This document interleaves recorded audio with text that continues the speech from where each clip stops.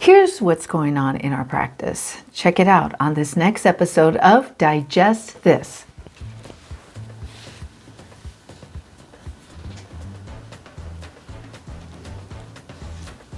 Welcome to Digest This, the show that helps you revolutionize your digestive health. Here are your hosts, Dr. Liz Cruz and Tina Nunziato. Hello, and welcome to Digest This. I'm Dr. Liz Cruz, and I've got Tina Nunziato sitting right here by my side. Thank you so much for joining us. Established members, family members, if you've been with us, following us on this journey, thank you so much. If you're new, we welcome you. We hope you'll hang out with us and check out our library of multiple episodes. Probably the first time a lot of people are joining us since they're finding out what's going on with our practice and you have never watched or listened to Digest This before. Welcome. Yes. We have almost 500 podcasts out there, so please go back and listen. But we just wanted to do a podcast to update everybody on what's happening in our world. And just to fully document it, it is January 2025. And we have had a lot of things happening here in the last couple months, and we've had a lot of decisions, a lot of hard, tough decisions, a lot of tears have been shed, and here we are, and we thought that we would share some of this with you.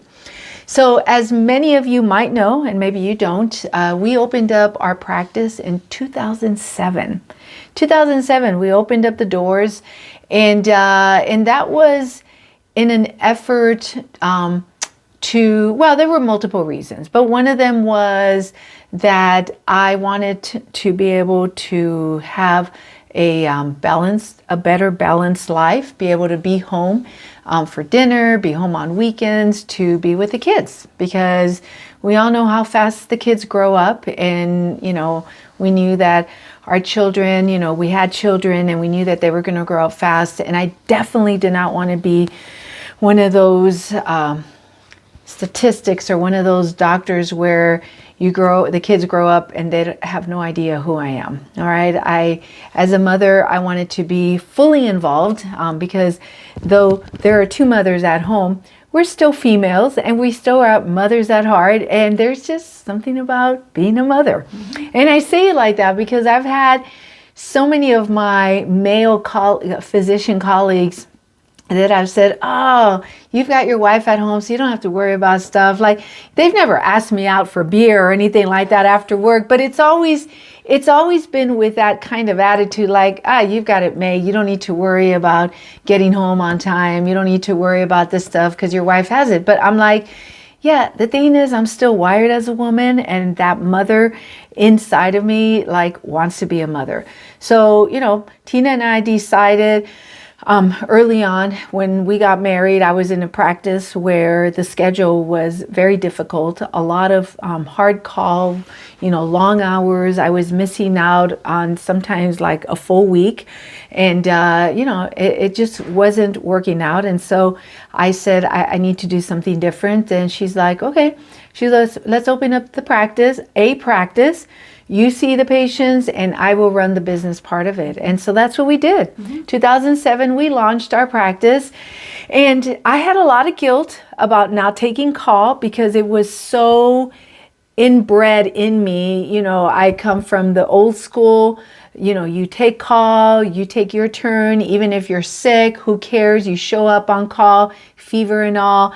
You don't ever not show up for your call because you're basically going to be dumping it on someone else. And not taking call, I had a lot of guilt. And for years, I remember almost being like, I don't know what the right word is, but if other doctors would be all like, hey, are you on call here at the hospital? And I'd be like, no.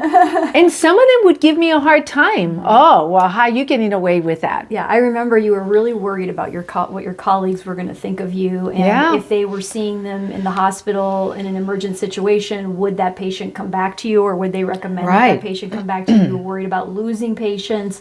But I think in general, that whole, I think you were kind of a forerunner in that. And I'd like to think that, you changed the way doctors thought about having a practice, because now you look at where we are now, almost 20 years later, and there are a lot of offices, GI offices specifically, that are outpatient only. Yep. And a lot of these doctors are not taking call, and I think it's because of you. Oh, wow. So congratulations, Well, Dr. thank you very Cruz. much. I think you Thank set you a very new much. trend. Yeah. It's awesome. Well, it definitely took several years for me to get over that guilt. The thing is that I'm so grateful, and I feel so blessed that even as a physician, very busy, because we have grown to have a very busy practice, over 35,000 patients in our panel, but I've been able to, I would say 99% for the most part, be there, right? Yeah, no, absolutely. Weekends, be there on weekends, be there to have dinner. Yeah. So it really did serve a purpose, because ultimately, though I love my patients and I will bend over backwards to do anything for my patients, and I have lost many hours of sleep through my years of practicing medicine thinking about patients, and did I do this, did I do that, what more could I have done? Ultimately, still my children, my family is my number one. Sure. Yeah, and the practice grew. I think, one of the things is the practice grew so quickly. Like, I never really even had to market you. The fact that you were a woman, there weren't very many women GI. The fact that you spoke Spanish, I mean, that was like half of our patient panel just exploded because of that. You have an amazing bedside manner. I mean, people just love you so much. I think because we had a holistic approach, we just had people coming from all over the valley to us very quickly, and it built up that patient panel very fast. And it was hard for you to manage it yourself. Yes. And I think one of the challenges that happened very quickly was we had to find you help. Yes. And we brought on a few doctors over the years, but nobody ever stayed very long for various reasons. It was really unfortunate. It was tough. But one of the things, we always had a nurse practitioner from the start. From the start of the practice, we always had a nurse practitioner, and we've continued having nurse practitioners with us through the years, and that was our saving grace.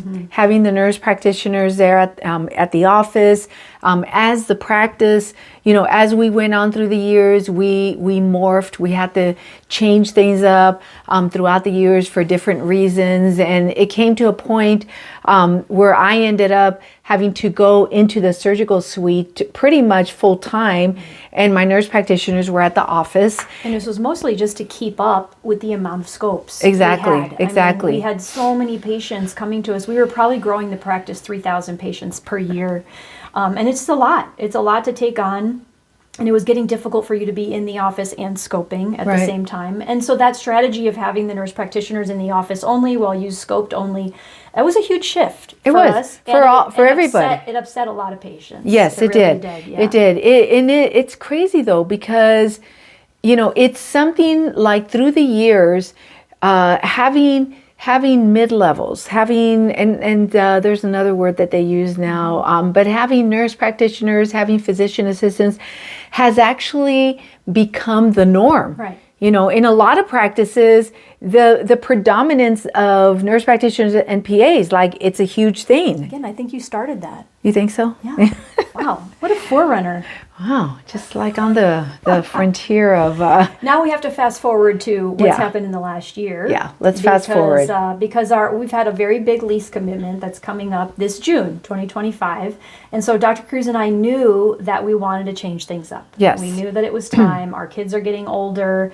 We started looking at opportunities to merge the business. And the goal was to take our whole team and to merge it with an entity that had more GIs, so that Dr. Cruz could slow down on her scoping, still scope, but just slow down, and be able to spend more time in the wellness business. Right. That was the goal. And mainly because, you can talk about this, and just in terms of, we've had the wellness business since 2010. You've kind of watched it grow from almost kind of from the outside a little bit. I mean, you're in there helping, create the formulations and come up with the strategy, but the team has really been the one executing everything, because you've been so busy scoping booties. Right. And I think as that business has grown and you've seen the success of that business and what it's done for patients, it's almost like your heart is starting to get pulled over there, is what it feels like to me. You know, and I know you keep saying I want to do more in the wellness business, but I'm like, okay, but we have 5,000 patients to scope. Right. So it's hard. It's really tough because I love being a gastroenterologist. I love the field that I went into. If I had to choose again, I would choose gastroenterology. I love what I do. It's just been so rewarding. And so, you know, that transitioning of slowing down, you know, working more on the wellness and I love our wellness business. That's our baby. And there's been a lot of sweat and tears that has gone into building that business. You know, but it's been hard for me, you know, like Tina said, to really be in that business because I've been pretty much at the surgical center and doing procedures. And so you know, even Tina has been like, well, do you want to just completely retire from that and just do full wellness, you know, and we'll do this and we'll build it up, or I'll go and get a job or something. But I'm having a hard time letting go. And I don't think I'm ready to like fully retire from doing gastroenterology and doing procedures. And so we decided that as we looked at opportunities, and even as we've been looking at opportunities over the past year and a half, even you know, our desires have changed, you know, and what our priorities have changed, you know, because at the beginning I was like, I want this many days. Now I'm a little bit less, you know, we're kind of bringing it down a little bit more so that I do slow down to the point where I can definitely work in the wellness business with Tina and put more into that, and also just have a break, because it is hard being on your feet all day long doing procedures. You know, that takes its toll on you also. And so anyways, there's been a lot of factors that have played into this. But then more recently, in the last couple months, we had a major change in events that really forced us to have to accelerate our plan. And so one of the things is one of our nurse practitioners resigned in late October. You know, it was a huge surprise to us. We didn't see that one coming, but for personal reasons, she had to give a resignation, and we're like, okay. So you know what, we took it in stride, and we're like, we'll make it work. Well, sadly, a few days later, our other nurse practitioner became very ill, suddenly very ill, and was diagnosed with cancer. All right, and basically, like, just was so sick that you know, it was to the point where she knew, and we knew, that she probably wasn't going to come back. And you know, and she's been with us for over 10 years. So that was a major thing in her life and in all of our lives. You know, those of us at the practice. I mean, you know, it was just a very sad thing that happened. And so that came on all of a sudden in November. And so Tina and I were forced to make some very hard decisions, and we realized pretty quickly that we were going to probably have to accelerate our plans and try to figure out quickly what we were going to do, which opportunity we were going to go with, and probably end up closing the doors sooner than not. Yeah, I mean, the plan was to take the whole team and then kind of slowly wind down the practice as we slowly ramped up into whatever opportunity we chose. But now with both of our nurse practitioners gone sooner, gone, period. You know, and knowing that you were not going to be, the income that you bring into the practice was not going to be able to support all 11 staff members for 6 months. Unfortunately, we had to start letting people go. And that was the hardest thing for us, because we were not expecting to have to do that. Very hard. And, you know, and the thing is that over the past, year and a half or 2 years, whenever we started this. I feel like it was 2 years ago that you told me we have to start thinking about what we're going to do. Because I remember thinking, we still have 2 years. But anyways, during that time, as we were starting to explore opportunities, though it was always the way we set it up as to what we were looking for, it was always, listen, this is what we have, this is the staff we have, and we want to bring all our staff into whatever opportunity. And so, when that happened now in November, we had to reach out to all of the different opportunities we were looking at and say, things have changed. Here we were like trying to prepare an amazing package of an amazing staff, that we'll all come over together, and it just kind of fell apart. Yeah. But that's okay. Hey, it happens. It's life. Yeah. It's life. But you know what? Everything happens for a reason, and we have always believed and known that no matter what, God always has a purpose for us, and God knows what He's doing. And so when a door closes, 3 others open up, and God has never, ever left us high and dry. He's always been there. And so, I'm not going to lie though, we've shed a lot of tears through this whole process. But then in the end, we're all like, you know what?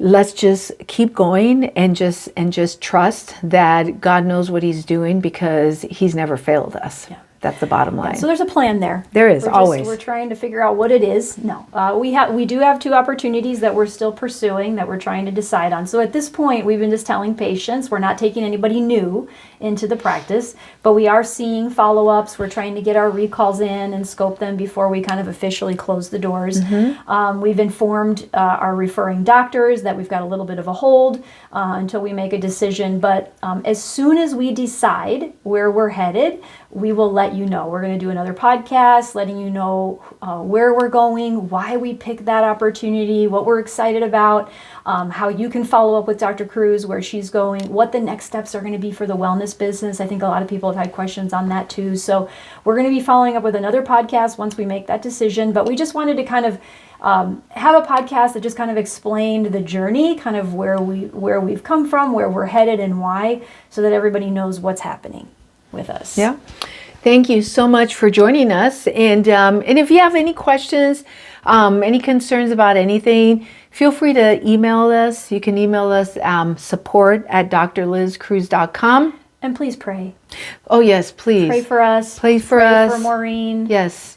Pray for the business, that it finds a good home. Yes, and, amen. And that it's where we're meant to be. That's right. Thank you so much. Yes. Thank you so much for joining us, and we will catch you on the next podcast. Thank you for joining Dr. Liz Cruz and Tina Nunziato. To learn more about their revolutionary products and services, go online to www.drlizcruz.com.